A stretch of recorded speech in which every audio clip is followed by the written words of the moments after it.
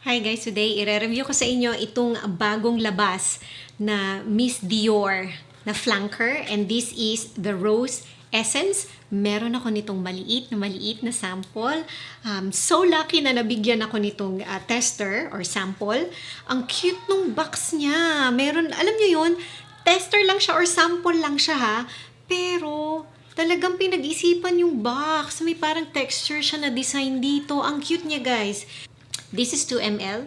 Ngayon ko pa lang siya maaamoy.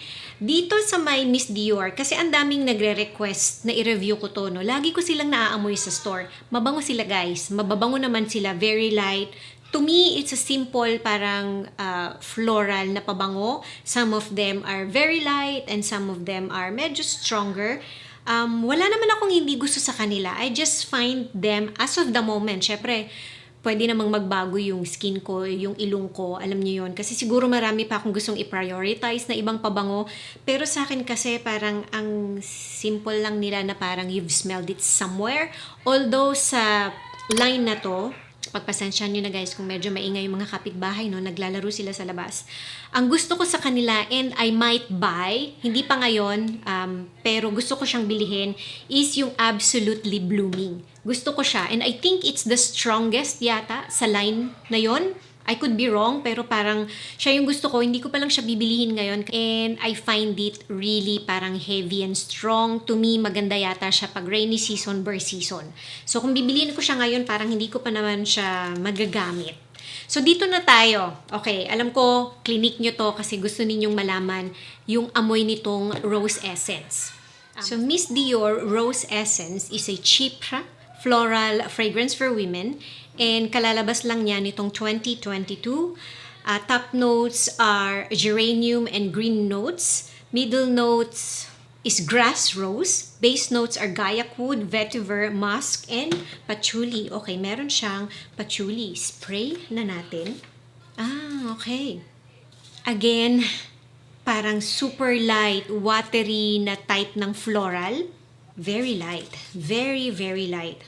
Pero medyo kakaiba siya. Tama ba sa naaalala ko? Medyo kakaiba siya sa ibang Miss Dior because meron siya nung parang green na notes.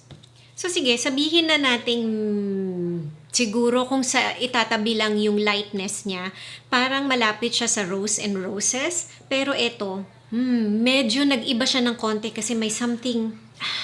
ang hirap i-describe. Yung parang greenness niya, somewhat masculine ng konti.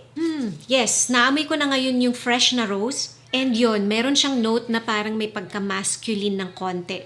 Baka yung gaiac wood and yung combination nun sa green na notes. Pero ang ganda niya. Pero super light. I think this one is unisex. Although sa lalaki, i-test nyo muna kasi you might lang ha, or baka sa skin niyo mas lumabas kasi yung rose na note or yung floral na note, baka you might find it too floral.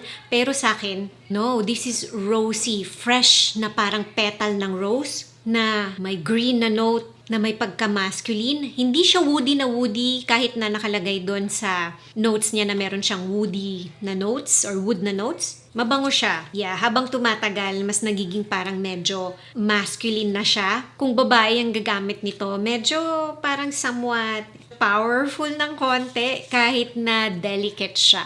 Maganda siya. Mas gusto ko siya sa Rose and Roses, pero I still would not buy it. Mas gusto ko pa rin si Absolutely Blooming. Siya pa rin yung gusto ko sa kanilang lahat. Ulitin ko, sa ngayon lang naman yon. Baka nga magbago ulit yung ilong ko and yung skin chemistry ko sa kanila. Pero mabango tong line na to.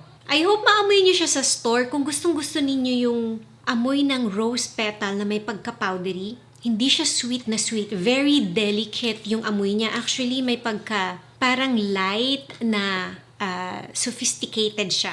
So, ayan na guys. I hope ma-try ninyo to sa store. I'm not sure kung meron na silang tester. Nabigyan lang ako nitong maliit na sample. Pero baka eventually, baka nga ngayon, pag-post ko nito, meron na silang sample sa store. Thank you for watching and see you in my next video. Bye!